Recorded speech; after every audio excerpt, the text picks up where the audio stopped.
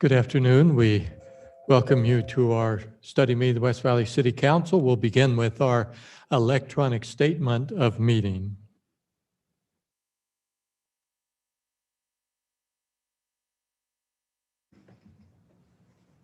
Pursuant to Utah Code, West Valley City has determined that this meeting will be held electronically without an anchor location given the ongoing novel coronavirus COVID-19 pandemic. West Valley City has determined the pandemic presents a substantial risk to the health and safety of those who may be present at an anchor location. This meeting will be held electronically. Members of the press and public are invited to view this meeting live on YouTube at www.youtube.com/user/WVCTV. Thank you. Let's see. 1, 2, 3. We note that we have all council members present for our meeting. We are officially called to order. And obviously, we are still meeting electronically. Some are here in the council chambers, but we have not opened yet the council chambers to the public. We have our minutes of May 18th then to address.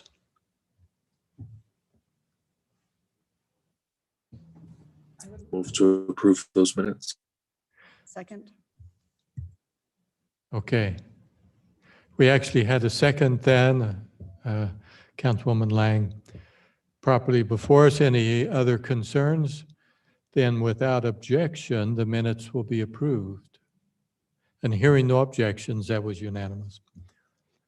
Let's see, review our regular meeting agenda for later tonight. There have been no changes or additions to any of the information, so any questions there?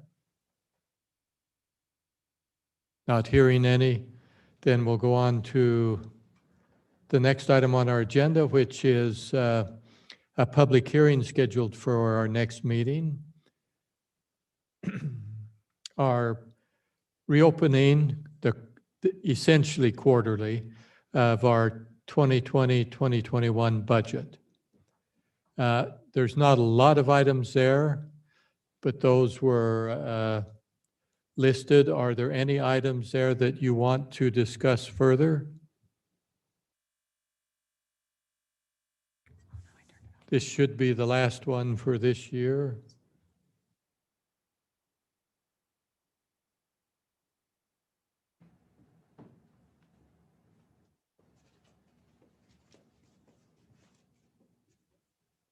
Hearing no comments.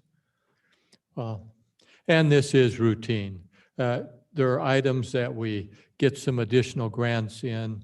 The funds are all moved around. These are things that, for the most part, were already planned, and a few additional revenue items. Just with that comment then, we have Ordinance 21-28 to make these adjustments into our budget. So with that introduction, or wait a minute, public input. Do we have anyone online, Nicole, to comment on this item? Mayor, this is just the study meeting, so. Oh, study meeting, yeah. Mm-hmm. Oh, I want to vote now. Get this out of the way. When there's no comments, let's get taken care of. Okay. Too bad. Well, maybe someone later can change that. I don't know. Anyway, okay, let's go on. Another public application, ZT-3-2021, filed by the city, a code or zone text change regulating lodging facilities. In conjunction with that, we'll consider ordinance 21-29. Mr. Pastorick? Thank you, Mayor, and good evening, Council. We have an ordinance change proposed, and it's to the business licensing section of the code. It's a simple change and addresses lodging facilities or hotels. And in summary, the change would prohibit a single entity from renting more than half the rooms within a lodging facility for a period of more than 30 days in a calendar year.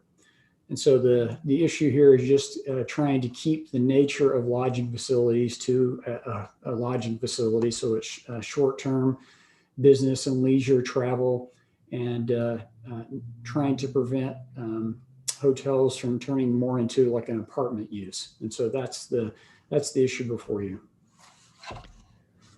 Okay, thank you, council.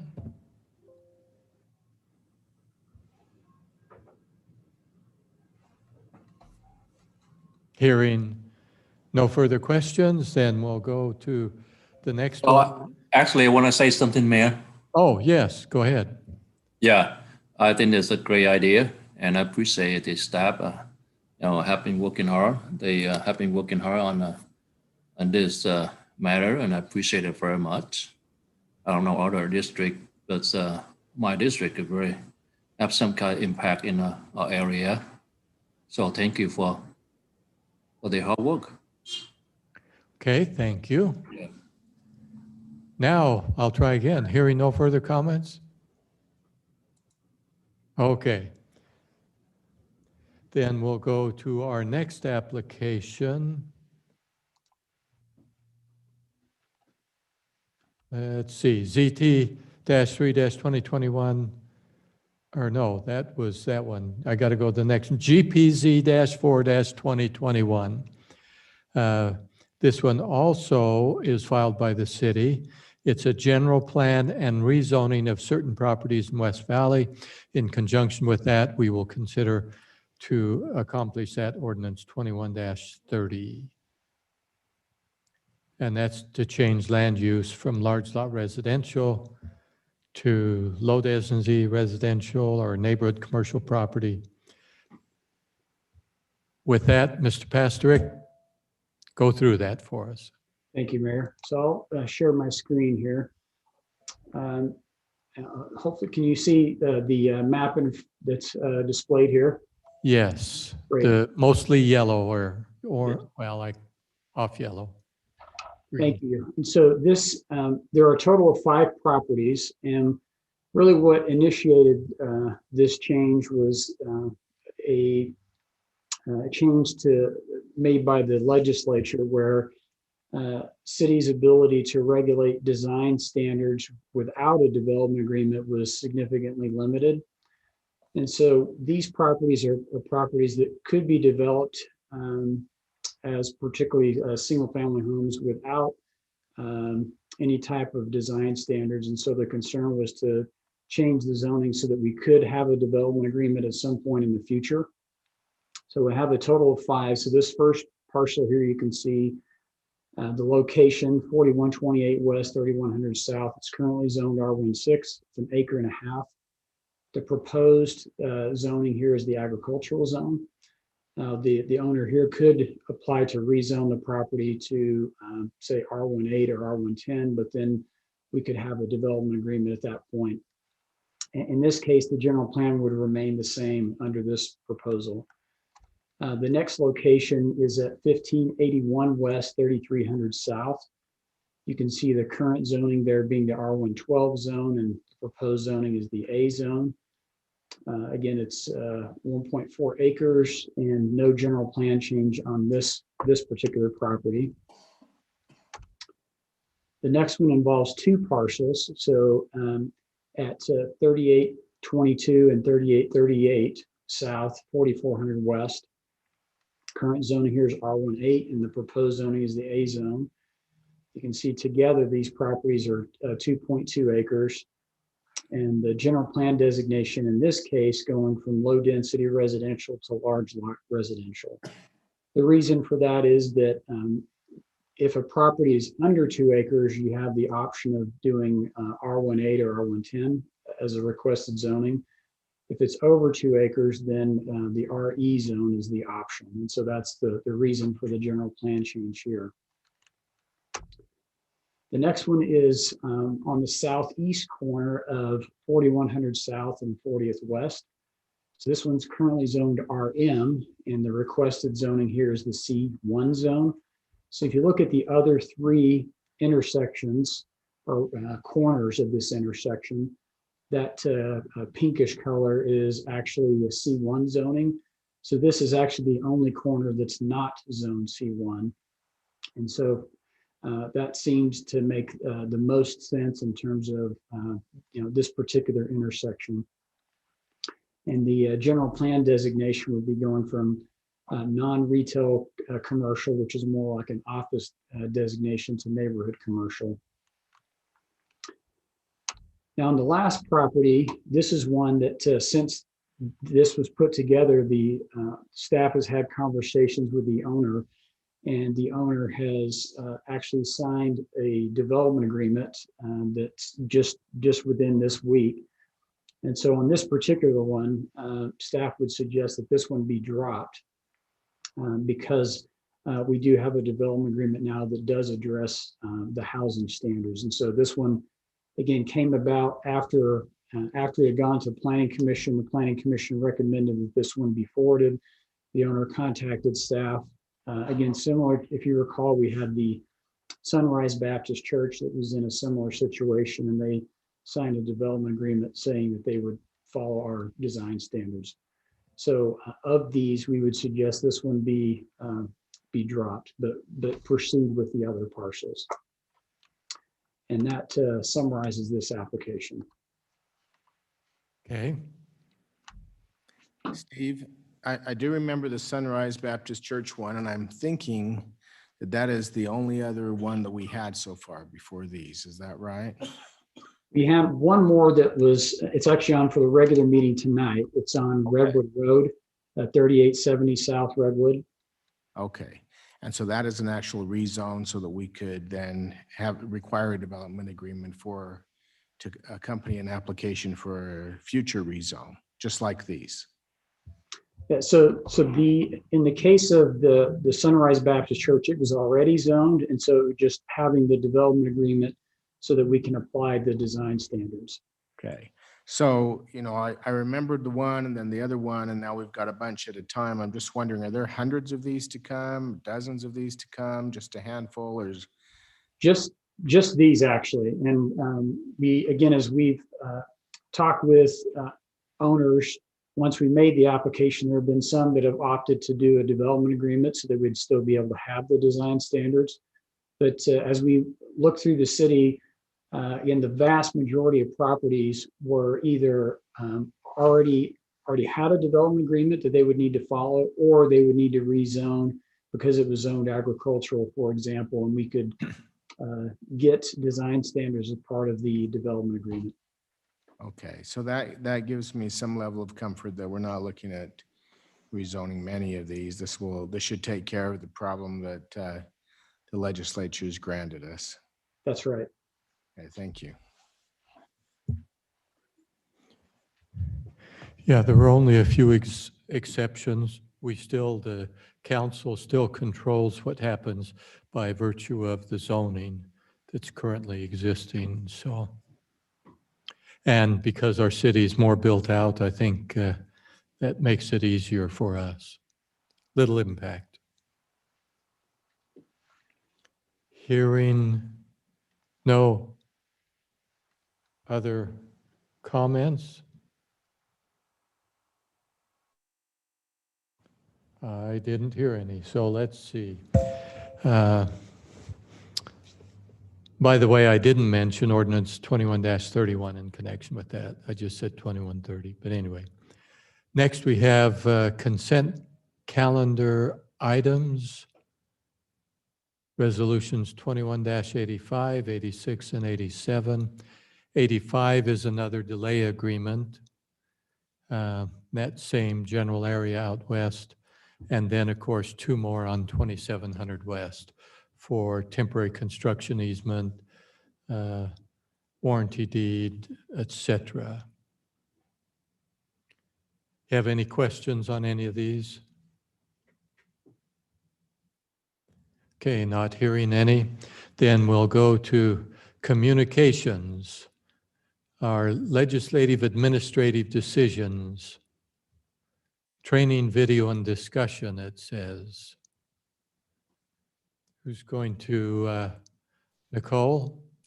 Mayor, thank you. I'll just do a brief introduction and we can just watch the video. You'll recall probably about 6 weeks ago now, the council requested some information with regards to the various types of applications that you routinely see or we're seeing maybe a slight increase in, and which type of decision you were making. So we debated as a staff what the best way to provide that information to you was going to look like. And Brandon, our great, wonderful Brandon from the city attorney's office, and of course, Sam's wonderful staff as well, put together this video. We think you'll really like this, and we hope that we can use this in somewhat of an annual training going into the future. We do have both Eric Benderson and Steve Pastrick, of course, with us if you have questions after the video.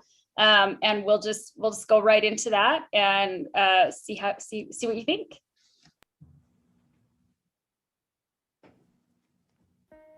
Hi, I'm Brandon Hill. I am the Deputy City Attorney, and today we'll be talking about administrative and legislative decisions. So one of the best parts of being a city council person is that you get to make a lot of different kinds of decisions, and that's not just true as far as different departments go. So for example, we get to look at the public works budget or see what the police are doing or things like that. But we also have this idea of administrative versus legislative decisions. And these are broad categories of decisions where there's a different standard for how you make those decisions. So a legislative decision is a broad policy action. It is something where you are making a general decision for the benefit of the city. That is an area where you have the most latitude. In a legislative decision, you can make that decision for any reason that you think is in the public's interest, and it's limited only by things like avoiding racial prejudice or personal financial interest or things of that nature. So it's a very broad category, and you have discretion to make whatever decision you want, and the courts are going to uphold that. On the other hand, you have administrative decisions, and administrative decisions are decisions where you are just applying the rules that exist now. So all the rules have already been made through previous legislative decisions, and what you're doing with an administrative decision is applying those rules to a specific application. So there's one question that you would ask yourself to determine whether it's a legislative decision or an administrative decision, and that question is simply this: is this a decision where we create a new or amended rule, or is this a situation where we apply already existing rules to a particular application? If it's the former, then it's a legislative decision. If it's the latter, then it's an administrative decision. Okay, so let's go through some examples of legislative decisions that the council can make. So the classic legislative decision is a new or amended ordinance. So this is a situation where you pass a law that affects the operation of a particular business or some particular activity in the city, and it's a broadly applicable thing. And this is a legislative decision, and it's a classic legislative decision. You get to do whatever it is that you think is in the public's interest.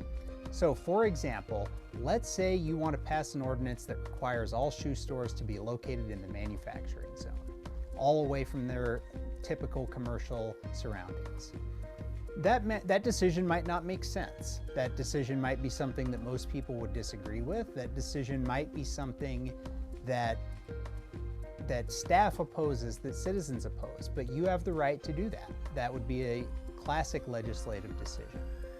Another example of a legislative decision is a new contract. So let's suppose that we put out a request for bids and a contractor comes back with a bid that the contractor thinks is a great bid. Your decision to accept that bid or not is a legislative decision. So you might have to follow procurement rules and things like that, but this basic decision of entering into the contract is a classic legislative decision. You don't need to follow any particular rules that entitle someone to a contract. It's your decision whether to award that contract or to not award that contract. One of the most common legislative decisions that you see is an application to rezone a property. So let's say somebody wants to change their property zoning from agricultural to commercial. So they're tired of chickens and they want to put in a strip mall. This is your decision. This is a decision that you make informed by the general plan, informed by your view of how you see the city developing in the long term. And you're not bound to do what the applicant wants you to do. If you decide that the applicant doesn't wish to do the thing that's in the best interest of the city, you don't have to rezone that property. That's a legislative decision, and that's the kind of thing that we see a lot. That's quite a bit different from some other land use things that are administrative decisions. So remember, those administrative decisions are decisions where you are applying rules that already exist. So let's take this previous example. You have already decided to rezone a property from agricultural to commercial. Now somebody comes in and wants to do a commercial subdivision on that property. That is an administrative decision. So what you're required to do is follow the rules that apply to a commercial subdivision. Those are ordinances that the council has previously passed as legislative decisions, and now you apply those in the context of this application. So what that means in practice is that you are simply checking to see if the application meets the requirements or if it does not. If it meets the requirements, then you have to approve it, and if it does not meet the requirements, then you have to deny it. So a new subdivision is probably the most common administrative decision that you see. Another common administrative decision is the PUD, the Planned Unit Development. So early on in the process, we see this come to you as a legislative decision, usually in the form of a rezone application. In combination with the rezone application, you'll often be doing a development agreement with the developer about a PUD. Remember, those are legislative decisions. So during that time, what you do is you establish the zoning for the property. You establish the project parameters through the development agreement. Once that process is done and the developer comes back with the PUD plat, that is going to be an administrative decision. So we had our first opportunity where we set the rules of the game, and then in this second phase, we simply apply the rules of the game. So we look and we compare the PUD to the ordinances, we compare it to the development agreement, and then we see whether it meets those or not. If it meets them, then we accept the application. If it does not, we reject it. So as we go through the items on a typical agenda, just keep that distinction in mind. Is this a legislative decision or an administrative decision? And then act accordingly. And as always, our city attorney is going to be available to help with any of those issues as they come up in a council meeting. Thank you for taking the time to go through all these issues with me, and have a great night. Anything else, Nicole? No, Mayor, not unless the council has something else or questions. Any questions or comments? I have a question, maybe a comment and a question. You know, I remember a couple occasions where I didn't like a proposed, I think, a plat subdivision, and voted against it when I didn't carry the day, and that would have been, I guess, an illegal vote. Well, what happens if we don't pass something where we don't have any discretion to deny it? That's the question part. Okay, who can answer that, Nicole? We can promote, I hope, Eric Benderson. If not, then I can answer that question, but I think Eric was teed up to come on. Okay, he's headed to the microphone right Oh, now. there he is. That's right. He's in person. Hi, Eric Bunderson, City Attorney. So there's not a criminal penalty attached to your no vote. The problem is because you would have violated the statute in some way, then we are liable for like a lawsuit if the developer wanted to sue us. That would be the problem. So one no vote, Right, but it's not a Class B misdemeanor or anything. Right, but if 4 of us voted no, now we've Then you've opened exposed a lawsuit that we're certainly going to lose. You've exposed the city to liability that would be very difficult for me to defend you. So my next question is, why don't we take these things where we don't have any discretion? Because I think we're a legislative body. Why don't we just take those off our voting agenda? Just have them as informational on the study agenda that staff has approved this plat and this, or, you know, this subdivision, this is where it's going because it meets all the requirements for the zoning and otherwise. And there's nothing that for us to use our discretion and vote on, rather than having things come before us where we don't have discretion. I think every time we vote, it ought to be a real true vote that we're making a decision, not just rubber stamping something. Yes, and you are absolutely legally allowed to do that. If the council instructs staff to do that, we will prepare the paperwork. We might give you a couple of options on how you want to do that or what you want it to look like, but you're absolutely able to do that. Just tell us, give us the word, we'll do We'd it. have to do an ordinance change then to change how we're doing. Correct, things. yeah. Well, I would be in favor of that. I don't know how everybody else feels. I'll back off if if you're gonna Well, have a just discussion. another clarification, and that is, if it's on our study meeting agenda, it does not have to go on our regular meeting agenda. Right, if you just wanted a list every month, Mayor, is that what you're saying? Yeah. Yeah. But if we put it on our regular agenda, then we do have to take action on it. Yeah, My thought is let's just have it as a communication that, hey, there's a new subdivision coming in here that we've approved because it complies with everything. And then it's not on our regular meeting agenda to vote on. When we don't. That would provide us the information. The only question there would be if having it come to our regular meeting alerts the public to it because it's on our agenda. And if you still wanted to do that, there's a couple of easy ways to deal with that, but you would still have to vote on it. So it's just a question of what kind of visibility do you want to give it? Technically speaking, we could say we don't want to see it, so it doesn't come to study or regular meeting. And that you could do as well, but it would take an ordinance to change that. yes, sir. So the time it would become between or before us is on a zone change. Correct. So if they do not want RE and they want to go to something else, but at that time, they would have to have the exact plat, the development agreement, and everything in place for us to vote on it, yes or no. I'm not sure about the plat. Maybe Steve would be better at the Well, answer there, but certainly the zoning and the development agreement, that's the legislative part. Well, and that's the thing that gives me pause is because they say, well, this is the suggested, or this is the idea of the plat, but I don't feel comfortable voting on it unless we have the exact plat. So that's kind of my uneasiness. So this is Steve Pastrick. I can chime in for a minute.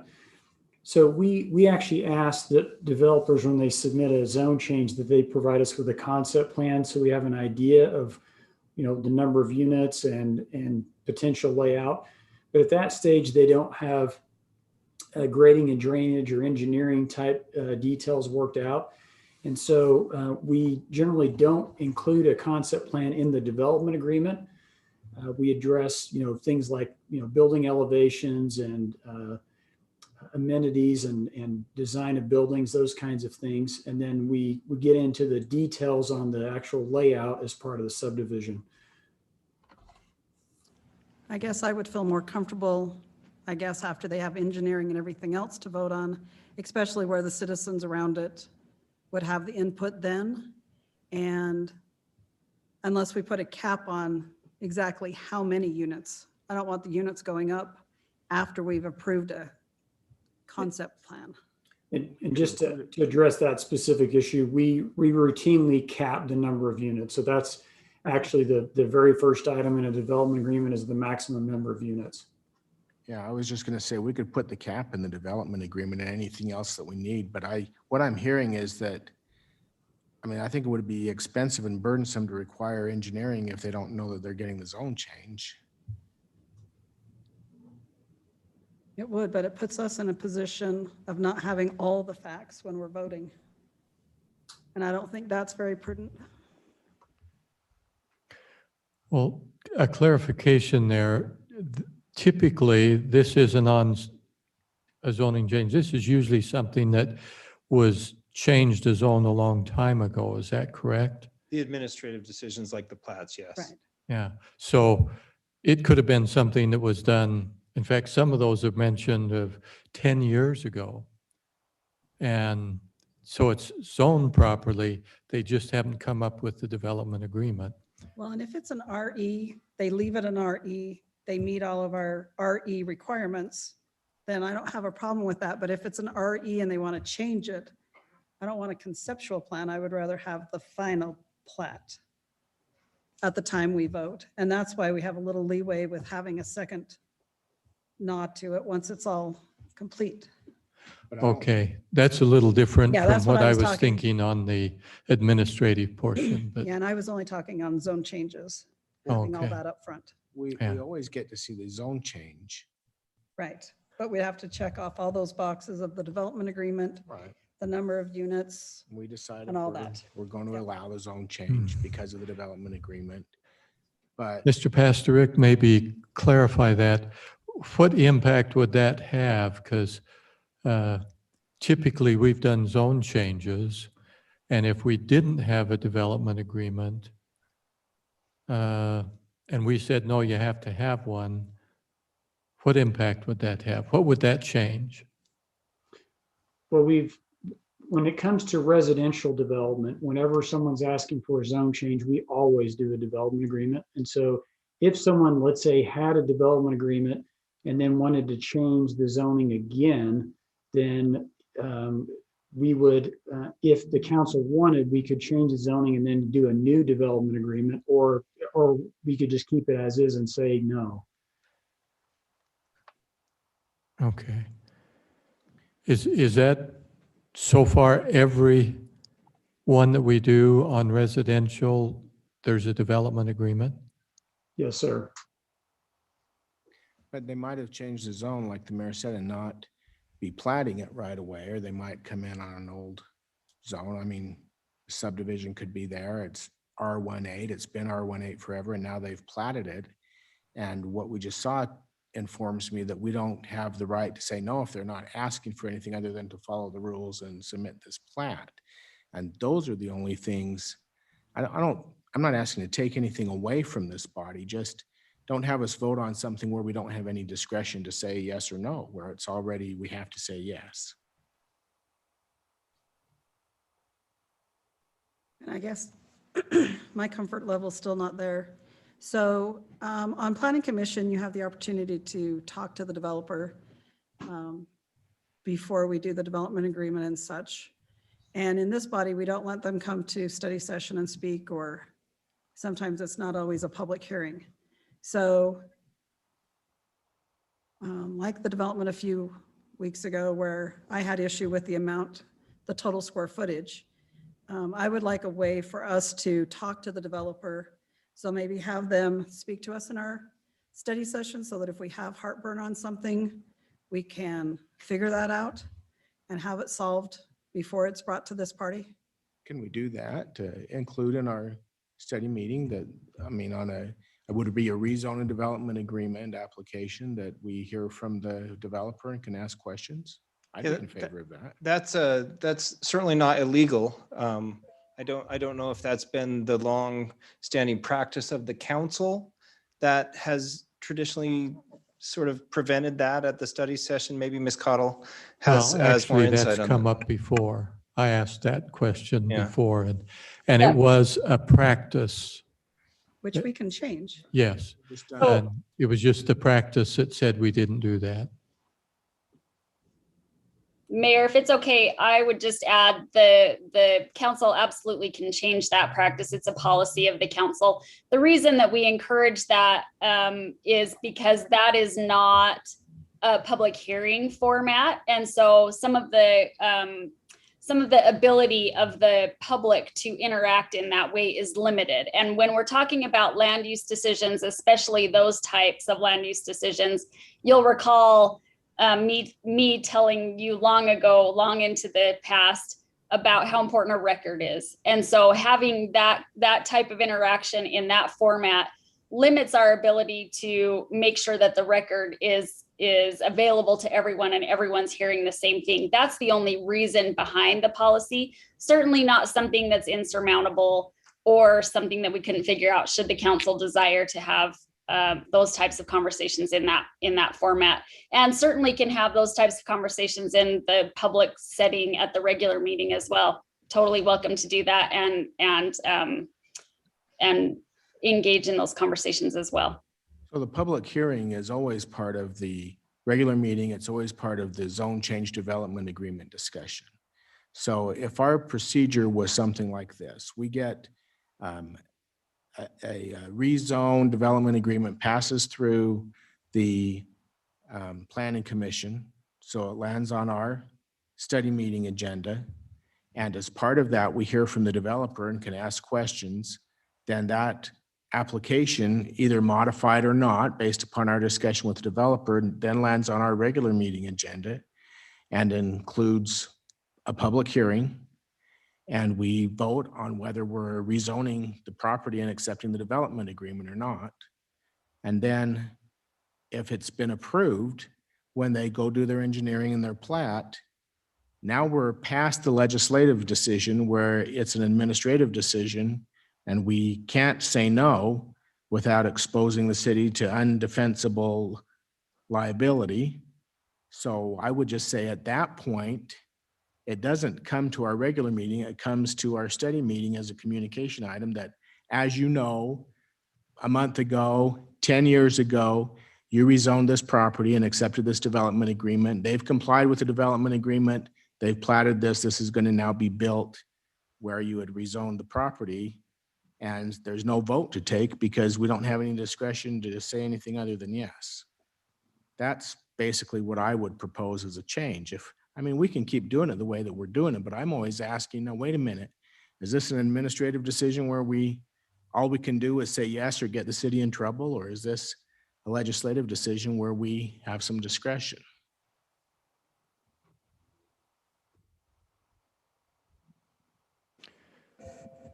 And to change that, we really need to have, a majority of the council give direction specifically on how you want to handle that. And so if you have any questions or comments, boy, now is the time to, I'm not opposed to doing that, but it looks like Mr. Nordfeld, I'm not saying you're opposed, I'm just saying you want to speak. So let's hear from him. I like what Steve is saying about the administrative decisions that really we don't have the option to vote no for, that it makes sense to change our practice so that we just receive information about that instead of having a vote. I'm not sure about the comments with the conversation with the developer in a study meeting. I worry about giving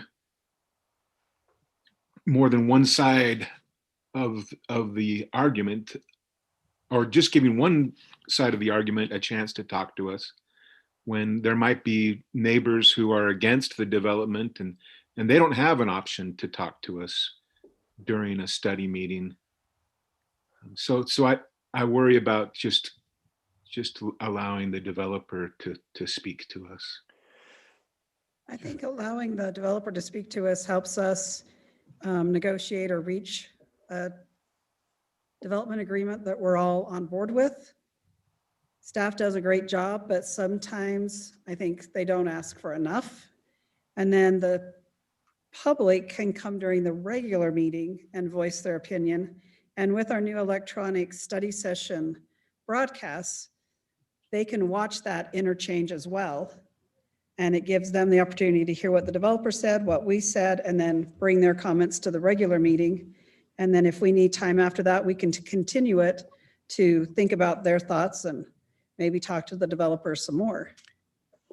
Isn't that also the place of the planning commission, where I know these come before the planning commission and there is a public hearing Correct. where the public can voice their opinion? But almost would nobody we knows be about it. supplanting the planning commission in that way? Mm-hmm. Right, but the planning commission is to implement our policy. And it's not infrequent that we hear something on Tuesday and say, well, could we ask them if they would put a wall in instead of a fence? Could we ask them if they would make this side 2 stories instead of 3? Could we? And we're doing that on a Tuesday night, and we're voting on it the next Tuesday, where we really only have, Wednesday, Thursday, Monday in between. I think that, and it comes back yes or no, or I don't know, or we ask, but and then we have to vote on it. I think I don't think that it's necessarily one side against the other. This is an application by an interested party, typically a landowner, and we are deciding whether to approve it or not. We are the other side. We're the city and representatives of the residents. Well, on this issue, I think there's not a concern legally, I think, but there may be a concern with public perception. You see, if we hold a council meeting, the public does not know that there's any difference between a study meeting and a regular meeting. The council is talking about something, and they say, you're going to let the developer talk, and you're not going to let me talk, and I'm opposed to it, and I want to change the fence. Why? Why do you let him and not me? It's a lot public perception, and I'm concerned. If you go the next step and say it's a public hearing, then you've got to notice it, you've got to change procedures. It impacts a lot of things in conjunction with that. So I don't know the right answer, but I'm not sure we have the answer tonight. I think we might want to sit down with staff and have some talk, not just about the legal implications, but also how does the public perceive that? Because too often, I hear it so often, and that is, you can't fight City Hall.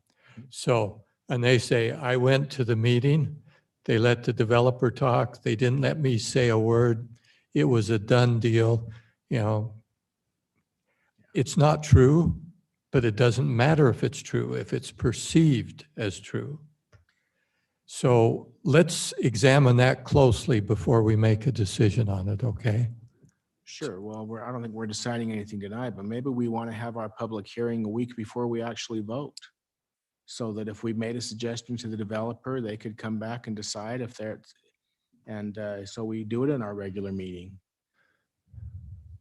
And we hear both, everybody's side, everybody who wants to comment on it, everybody has an equal opportunity, equal time, just as we do in our public hearings, and we can ask questions, and then Would you mean in our regular our meeting? regular meeting and our regular public hearing, we open up, so we're not talking to the developer in our study meeting, we're talking to him just like we always do. But because we may be raising, and we maybe 40% of the time do raise an issue, why don't you change this or why don't you change that? We don't have to get their agreement right now, and we don't have to vote on it right now. They can, crunch their numbers, they could, and we'll be voting on their application next week. Yeah. Now, I will say there's precedent for that. In the Utah Senate, only the Senate, they have a first reading, the second reading, a vote, but it's not the final vote. And then they can vote on it a third time and change their vote. The first vote isn't the final vote, but sometimes they actually combine the second and the third. I just mentioned that if we might want to look at something along those lines, that's kind of cumbersome. Would you only do it for certain ones, or would you do it for everything? Well, maybe we would only do it if there is a lot of comment or council concern. And we could say, you don't think so? I think it needs to be a policy, maybe on a rezone, or I don't know which instances would cover them all. But yeah, I think we need to think about that, because I would rather have the public hearing, and then I think it is a good idea to wait the 1 week and have the actual vote, so that you hear from the residents, you hear from the developer, you have time to let the developer say yes or no, and then if they're not willing to do what the council or the residents want, then I think the you're next right, week vote. because if we're passing some that night, because it's like, oh yeah, well, they passed that one that night. The other one, we had to wait a week, and I think we Yeah, ought to I think treat it them has to all be- the same. Yeah, consistent. So we would we wouldn't be talking to anybody in our study meeting, but we could raise those questions. Though maybe we're going to ask about this next week at our regular meeting. We have our public hearing the next week. It comes back on our regular meeting agenda for the formalization of the vote after we've had we took public comment, we talked to the developer the week before. And then if it's approved and they come back with a plat at some point, 10 years later, a week later, a month later, and it's not a legislative decision, I'd still like to see that just on our study meeting, informational, so we're not voting on something that we don't have discretion on. Well, yeah, it would be interesting to look into the details of that because of your noticing requirements. Because if you're noticing it for the public comment, but not for the final vote, do we have to notice it twice? Yeah, I think we can get answers to that. Maybe we get some sort of a rubric as to how it could all work, and then we could decide if we want to make any change at all. We don't have to make a change. Now, you remember that we already have that authority, and we just exercised it just recently where there was discussion, we had a vote, but you can at any point, and we've done it before, where we say, this isn't quite ready. Well, Come back in a week, and we just make a motion to hold it till next week. we brought it back in a week because we couldn't achieve a majority one way or the No, other. I use that as an example, but we've done it other times where it wasn't a vote. We didn't even vote on it. We said, no, we want some changes, so we're going to hold this until next week. And I think we've even done it for 2 weeks, if I'm not mistaken. we could do that. I would prefer to have consistency with all applications so they know that's how it's going to be, that we're not just voting on one and not voting on another. Okay, now we've heard from you. We've had several council members who are fairly quiet because this is a significant change. Any comments from the rest of our council members? Or are you okay either way? I like the idea of having a public comment where we talk with the developer, or we hear from the developer and from the public, and then vote on it later. What happened in the last 2 weeks, even though it was forced by not being able to have a majority, it was nice to have that week in between to hear more from the interested parties. And even one member of our council changed their vote because of that. And I don't think that, I think that's a good practice. I don't know about every time though, because some are pretty routine, and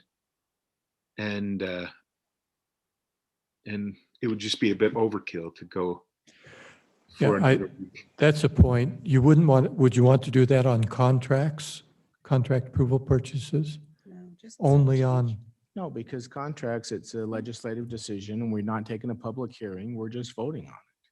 I'm just talking about these, the land use issues where we end up with a legislative decision, then followed by an administrative decision that's on our voting agenda where I don't think it belongs. so, Mainly just rezones and ones that have development agreements, I think. And Nicole or Eric could tell us if there's more to the scope. But those are the ones where most of the plats somewhat decided, the development agreement, the rezone, the general plan change. I mean, there's a lot to those. And then if you think of more, Yeah, well, you guys will, there might be a okay, couple of. yeah. then yeah, clearly there is an assignment to staff Yes, sir. to investigate that. Would you also see how common a practice that is? Sure. Like, are we the only city in the state doing it? I don't think so.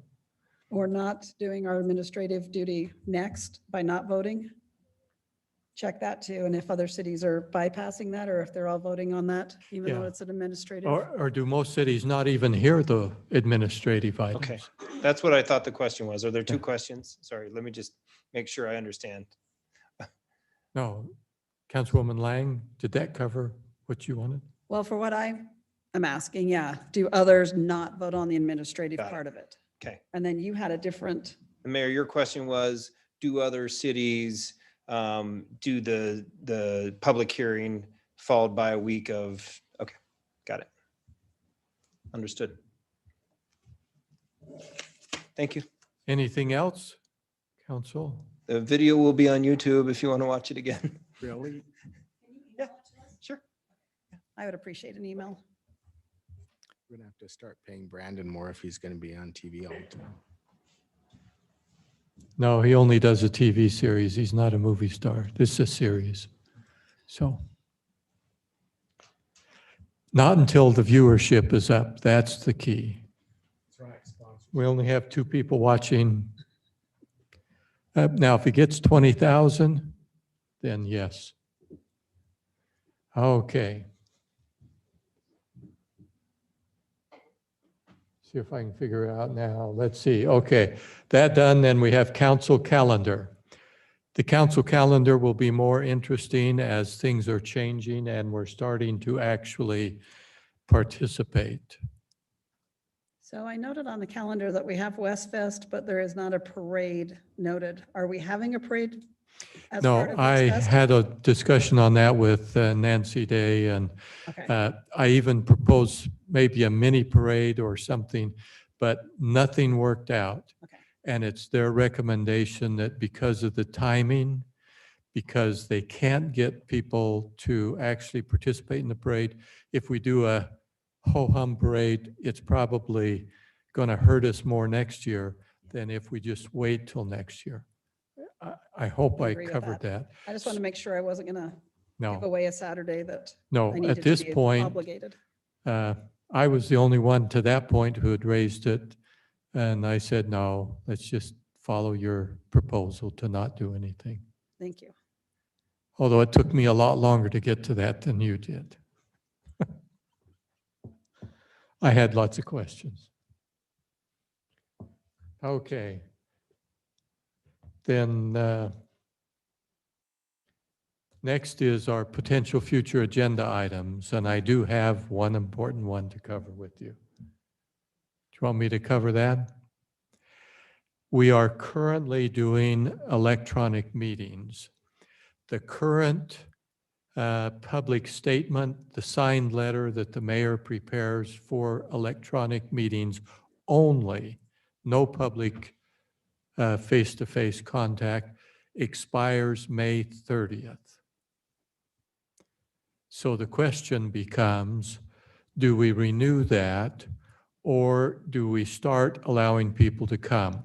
Now, we now have the technology that does not require a council member to be physically present. They can be present electronically, as we currently have several council members doing tonight. The difference, they could still do that because we're going to maintain that capability. The question is basically, do we now officially open the anchor location and let the public come in to our meeting?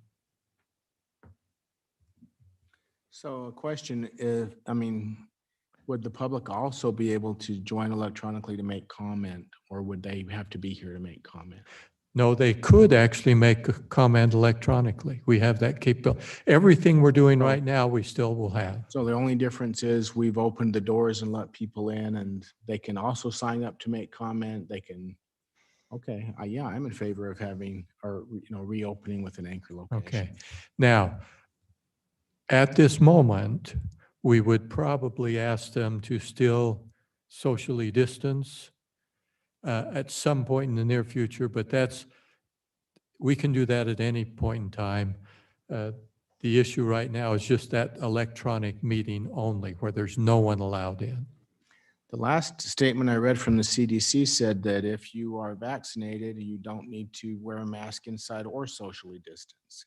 If you have not been vaccinated, you're encouraged to wear a mask. I think we've reached. That's true, but actually, I think many government buildings are an exception. It's true. A lot of people have been slow to reopen. I understand that, and we can be slow too. I just think that at some point,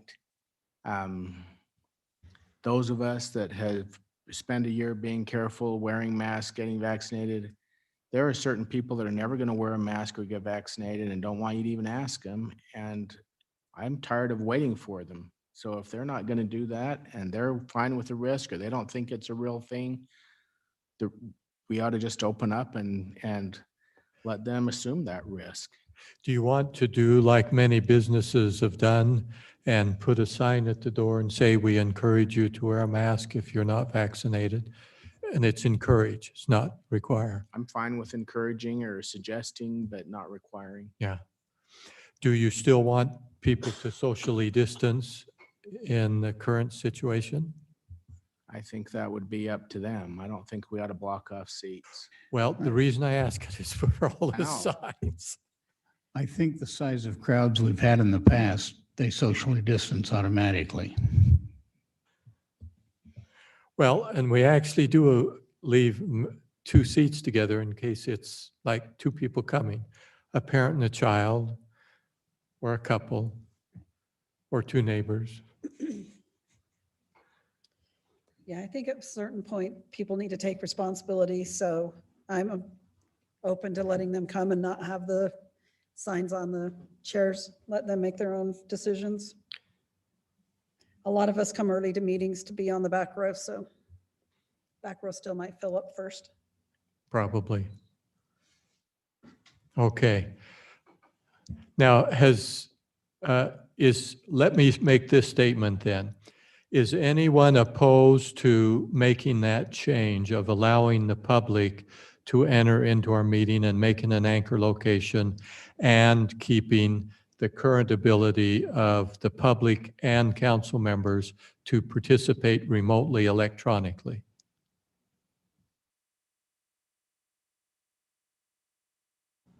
Okay, Ms. Cottle, you'll take that message back and do what's necessary to prepare.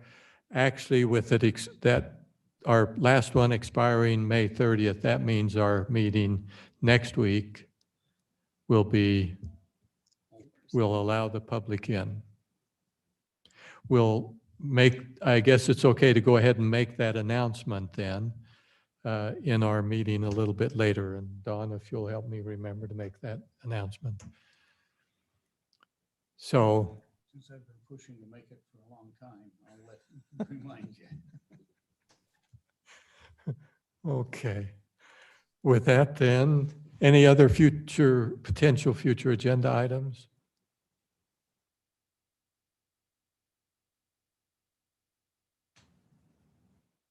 Hearing none, then council reports.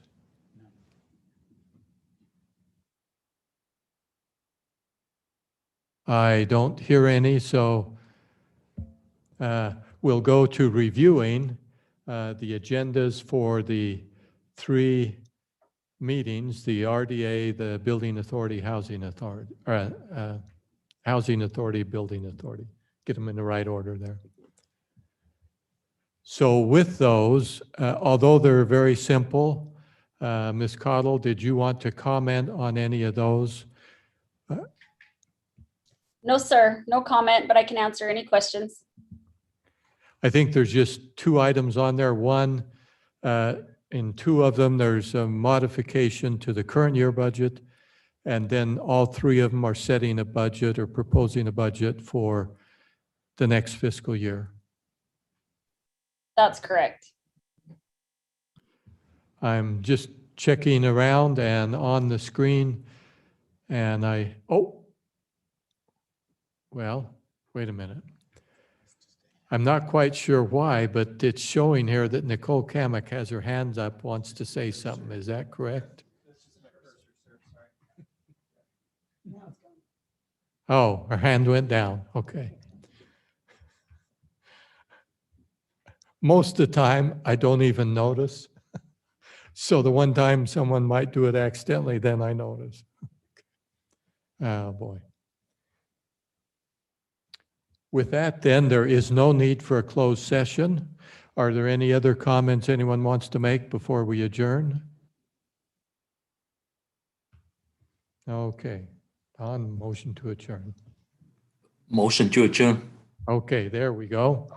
Without objection, then, we will stand adjourned. We'll see you back for our regular meeting at 6:30. Thank you for joining us.